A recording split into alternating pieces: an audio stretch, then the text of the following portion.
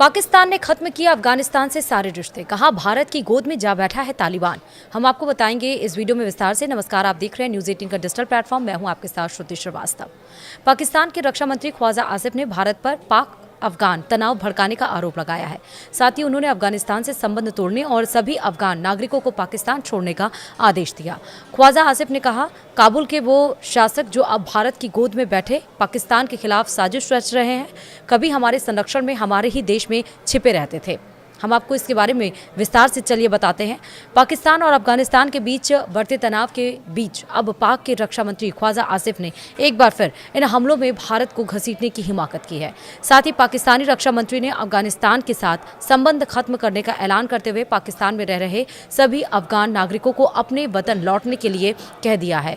उनके ये बयान 48 घंटे के युद्ध विराम की समय सीमा शाम 6 बजे खत्म होने के बाद आए।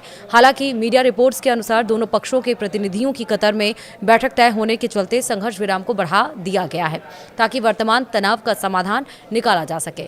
आसिफ ने सोशल साइट एक्स पर लिखा कि अब कोई विरोध पत्र या शांति की अपील नहीं होगी, कोई प्रतिनिधिमंडल काबुल नहीं जाएगा।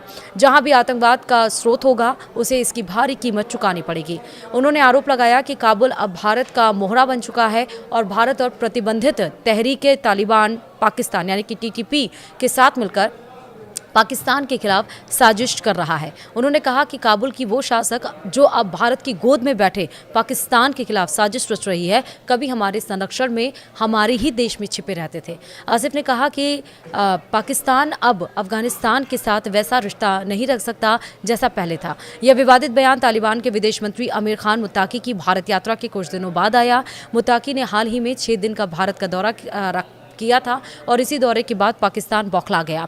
मुत्ताकी के इसी दौरे के दौरान पाकिस्तान ने अफगानिस्तान पर हमला किया और इसी के बाद अब दोनों देशों के बीच दिन पे दिन तनाव बढ़ता जा रहा है। रक्षा मंत्री ने साथ ही सभी पाकिस्तान में रह रहे अफगान के लोगों को उनके देश वापस लौटने के लिए कहा। उन्होंने कहा कि पाकिस्तानी धरती पर रहने वाले सभी अफगान नागरिकों को अपने वतन लौट जाना चाहिए। अब उनके पास काबुल में अपनी खुद की सरकार है। हमारी ज़मीन और संसाधन यानी कि 2.5 करोड़ यानी कि 250 मिलियन पाकिस्तानी लोगों के लिए है।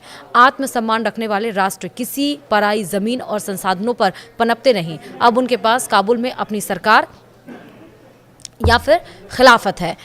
इस्लामिक क्रांति को 5 साल हो चुके हैं और उन्हें पाकिस्तान के साथ पड़ोसी की तरह रहना होगा। आसिफ ने दावा किया कि अगर काबुल से और आक्रामकता हुई तो पाकिस्तान युद्ध की रक्षा पाकिस्तान खुद की रक्षा करने के लिए तैयार और सक्षम है और कहा कि 5 सालों की हमारी कोशिशों और बलिदानों के बावजूद काबुल से कोई सकारात्मक प्रतिक्रिया नहीं मिली। उन्होंने ये भी कहा कि पाकिस्तान ने अफगान पक्ष को 836 विरोध पत्र और अतिरिक्त 13 डेमो से जारी किए हैं और इसी बीच अफगानिस्तान ने आरोप लगाया कि पाकिस्तान ने बीते शुक्रवार देर रात अफगानिस्तान के अंदर हवाई हमले किए जिसमें कम से कम 8 लोगों की मौत हो गई है और वो संघर्ष विराम टूट गया है जिसने सीमा पर 2 दिनों की शांति स्थापित की थी। अफगानिस्तान क्रिकेट बोर्ड ने यह भी बताया कि हमले में 3 खिलाड़ी मारे गए हैं, जो कि अब आंकड़ा ये 9 हो गया है।